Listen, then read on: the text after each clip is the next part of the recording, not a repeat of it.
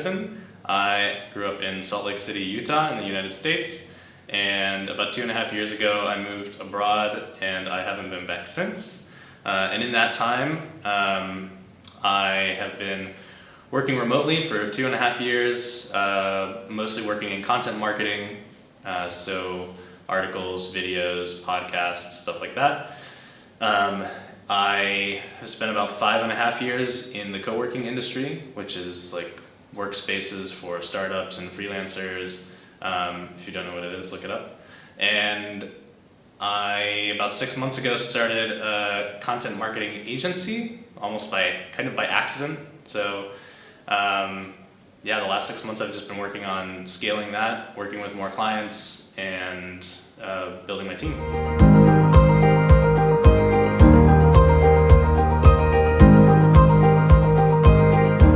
So content marketing really started about 8 years ago. I was working at a marketing agency that also had like a sales side, so they'd build websites and drive traffic to them, and people would call the phone numbers on those websites and sell them services like telecom and stuff like that, right? So I worked in the marketing department as a content strategist. I don't really know why they hired me because I had no experience. They thought I had good ideas, and I was there for almost 2 years.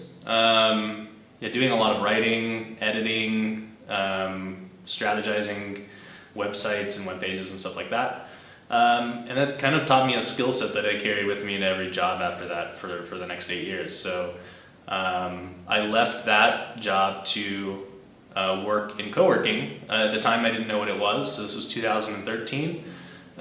We were trying to start an Impact Hub location, which is a co-working brand that has something like 90 locations around the world.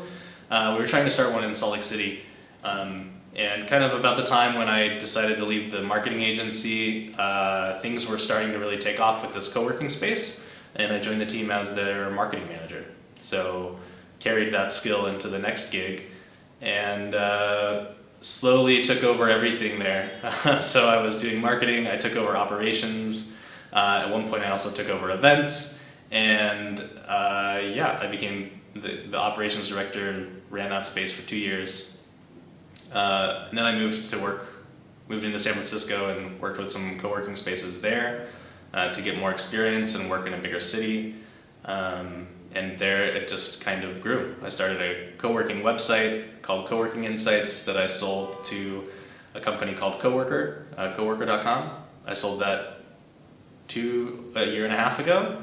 And then now I work with a company who has a SaaS product called Habu, and what we do is we have a platform that helps co-working spaces manage their memberships, their meeting room bookings and stuff like that. I've been with those guys for 2.5 years, mostly doing content marketing.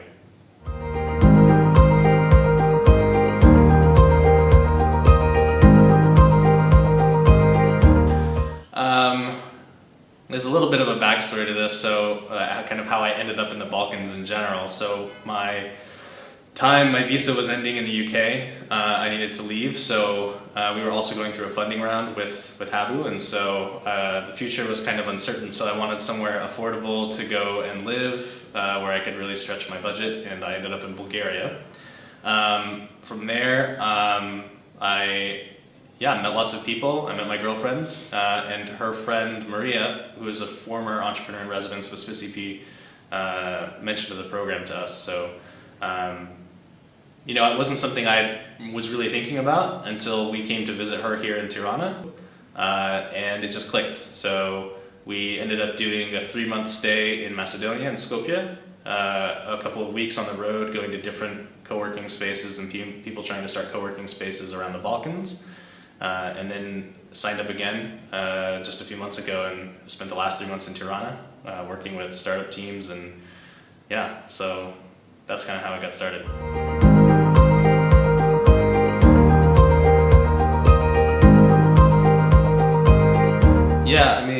It is different in the different ecosystems for sure. We spend a little bit of time in Belgrade, in Sarajevo, in Skopje, and then here. Each ecosystem has its own challenges, and in Tirana I think there's a lack of an entrepreneurial culture, right? There's not a lot of meetups or events that are really driven by the community. Most of them are driven by NGOs, boot camps and stuff like that. There's also not a lot of money in this ecosystem, although I hear that's about to change. And so I'd say the opportunities for entrepreneurs in Tirana haven't really been there as much. And so, but that doesn't mean that there aren't great ideas and really hardworking people. I've met a lot of really amazing entrepreneurs in this ecosystem who really just need guidance and they need a community and need help with kind of shaping their ideas and taking them to market. But it's funny because I think in Skopje you kind of have another interesting kind of thing going on there, which is where there is a lot of support. There's a lot of money now being poured into early stage companies. And there are some really hardworking people there as well. But there's also, because of the money, there's I think a lot of people who just decide to start something so that they can get the grant funding. And so you end up with a lot of people flooding the ecosystem who aren't really entrepreneurs. And a lot of the best people I know who are entrepreneurs in that ecosystem aren't really engaged with the entrepreneurial community, maybe because they see that there's all these other people who are kind of faking it and aren't real. So like Brainster is really interesting. I think that the guys doing that are really cool. The guy at Public Room, his story is really, really awesome. He's done a lot for bringing together kind of this freelance, creative, entrepreneurial community without that really isn't his intention. But yeah, so, and in Tirana you don't exactly have those gathering places, right? You don't have a Public Room. I guess some people go to Destil, but that's more on the creative side, less on the entrepreneurial side. So.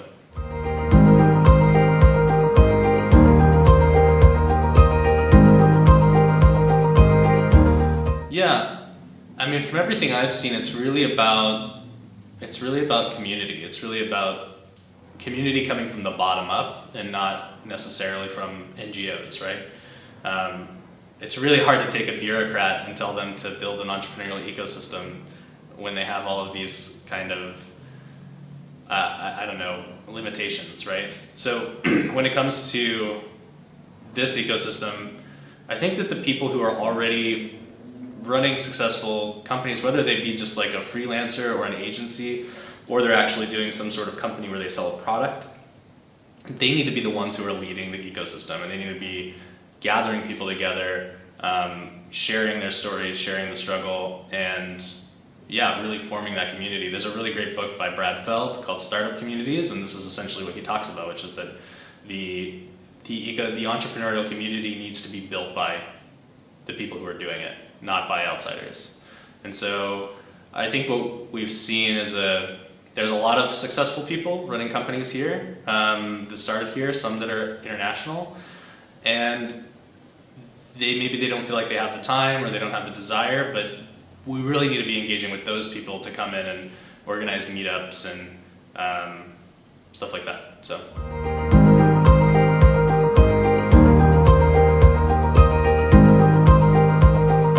Yeah, so you need skills, right? If you can't be an idea person and succeed as a startup. The ecosystem isn't developed enough for that. You could be, if you were in Silicon Valley and you're an idea person, but also like a brilliant salesperson, and you can sell people on the idea and you can pitch your business, there's enough talent and enough people willing to take risks in that ecosystem that maybe you can pull that off. But in this ecosystem, you have to be the idea person, and you also have to have the skills to build the product. Or you have to have a really good partner that's going to be able to partner with you on that. And so I think that if you want to get into this ecosystem and you want to do something big, teach yourself how to program, teach yourself how to create content, teach yourself how to do marketing or do sales, something. You have to bring some really hard skill set to the table. And then I guess the other thing is, I know that the ecosystem, people don't make a lot of money here. So it's hard to tell someone to sacrifice their job and cut their salary in order to build something that might not work. But that's why, we talk about things like side hustles. So like you have your 9-to-5 job, and then in the evening, what are you doing? Are you going and drinking coffee or raki, or going to the club with your friends? It's like you could do that, or you could work on your business. And so I think I would advise more people to think about freeing up their schedule and learning how to become a freelancer and working online so they can make more money from people outside of this ecosystem. So if you're working with clients in the States or in the UK or in Germany, you can charge a lot more money with your skill set, right? Do that, and then you can work less hours, and you can spend those other hours on building your company or building the project that you want to work on. That's probably where I'd start. Yeah. Okay. So the other piece of advice would probably be listen to podcasts, like read books. There's all of the advice that I could give you is just stuff that I've learned from other people. So it's all the information is out there. Dive into it. I started reading like business books and stuff like that when I was, I don't know, like 18 or 19 or something like that, and I just kind of loved it. I listen to audiobooks and podcasts when I'm walking down the street, and there's a whole world of content out there that can really kind of help you think about strategies and tactics and inspire you to do things differently. I think a lot of people also go through this phase where they get obsessive over content like that, and then they're not actually working. I think it's okay, because I think eventually you'll get so bored with not doing anything that you'll actually decide to do something. But educate yourself. I think that's the biggest thing. And then get involved in the ecosystem itself. Just go to events, and if there aren't events, then organize one. Just get it going.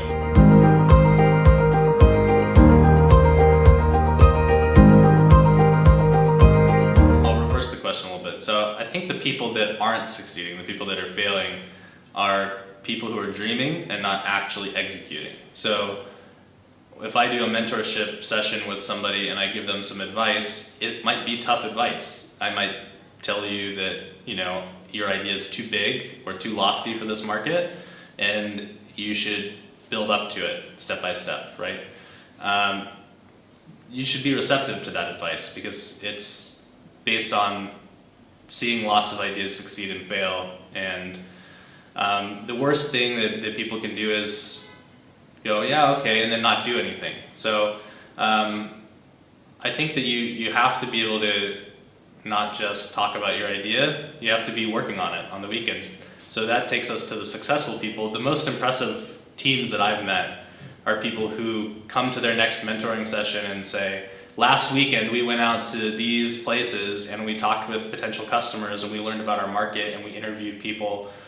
We showed them our prototype and blah, blah, blah. It's like they're putting in hours on the weekend. They're sacrificing their spare time to do stuff, and it's not going to happen if you don't do it. So that's probably the first thing, is just execution in your spare time.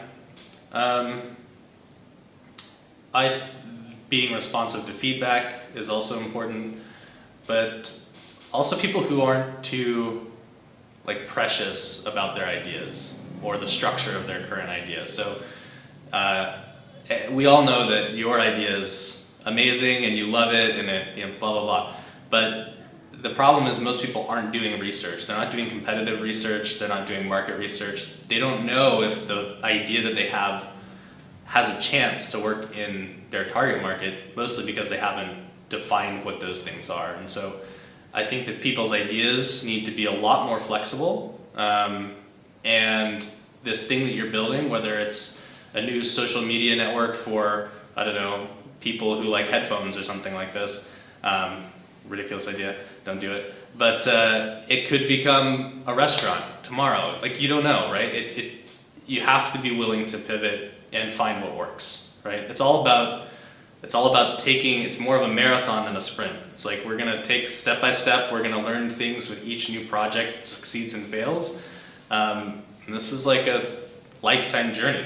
It doesn't need to succeed in 2 years, so take your time, learn things, be willing to change whatever it is that your idea is.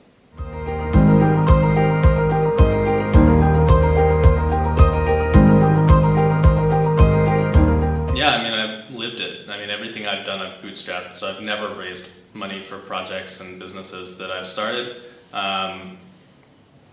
I mean, when I was building my website, Co-working Insights, which I sold to another company a year and a half ago, not for a lot of money, but you know, it was a chunk of money, which was pretty cool. I never thought it would even be worth anything. I woke up 2 hours earlier before I had to go to work, and I worked on it. I wrote articles, I designed the site, I did marketing and outreach and partnerships, and I did that every day. I'd wake up, I'd go to this cafe, I'd order a coffee, and I'd work on my site. And then I'd pack things up 2 hours later, and then go to work, where I was running events and education programs for a co-working space. So if you're a night person or a morning person, it depends, but for me, I'm much more of I'm more productive in the morning, so that's what worked for me. But if you're a night person, then when you get home from work, you've got 2, 3, 4 extra hours where you can put into something. So that's what bootstrapping looks like.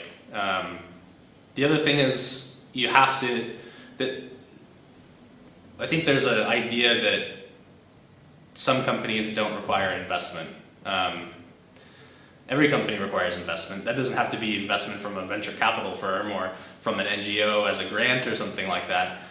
It can be your money, right? And I know in this ecosystem it's particularly hard because salaries are not super high. But if you can save 100 euros a month, that's money you can put into the project you're building, right? And that could be stuff for hosting fees, for software products that you need to use to build your agency or something like that. And it's like what I said before, I would really focus on trying to get higher paying work internationally, but living here, and then you will make a lot more money, work less hours, and you'll have more time and money to invest in whatever it is you want to build. And that's the process. It takes time. It takes. I wouldn't quit my job and start something tomorrow. Every time I've done that, I've ended up getting a job again because you run out of money. Yeah, you've got lots of time. There's lots of time.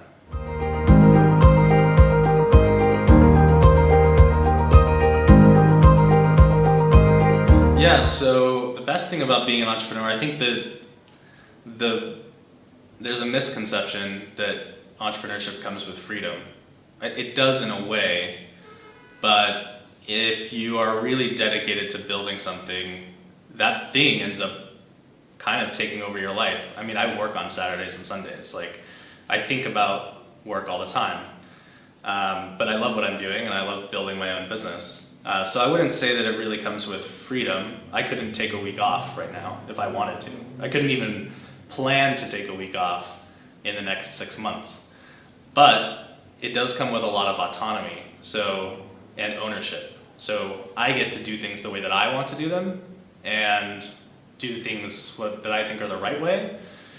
And I don't have anybody telling me what to do. I mean, other than my clients, but even they look to me for the answers, right? So I think that's what's interesting about building a business, is that you kind of get to make the world a better place in the way that you think it gets better.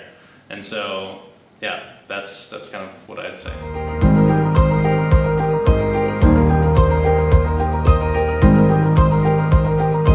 I guess one thing is that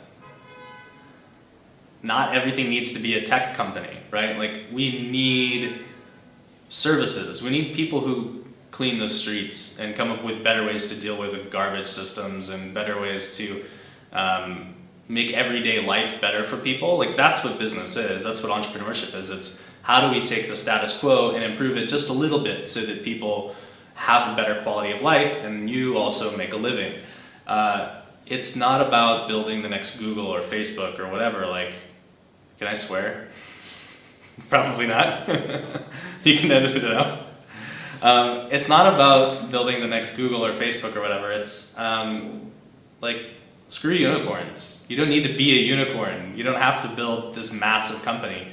And if you've never built a company before, if you don't have much experience in working for startups or tech companies or whatever, you're not going to build a unicorn. Like, don't set your goals up here.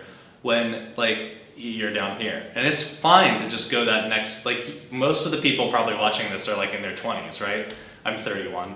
And I still think like I've got, I don't know, 30 more good years to build stuff and learn things.